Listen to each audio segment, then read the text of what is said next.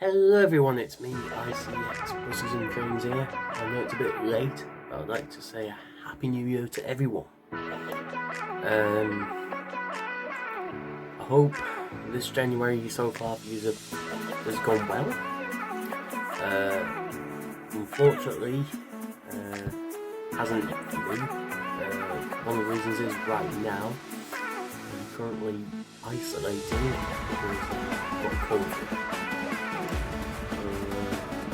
The reason why I haven't seen any new videos lately is because A, I want to start off the year with a video that was made in the previous year, and second, well, got COVID.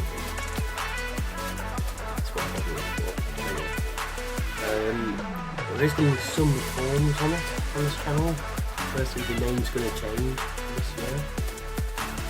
It'll be renamed to ICEX Transport when there's more variety. Second thing is that I'm planning on to try different routes now as well. Thirdly, I can drive, so potentially car videos might be a thing. And a very quick one to add up is that I'm going to try and focus more on the quality rather than the quantity. I've seen the notes. There's going to be no strict times of when I release another video, for example. Yes, I used to do like random cycle, it was either once a day or once every 2 or 3 days or once a week.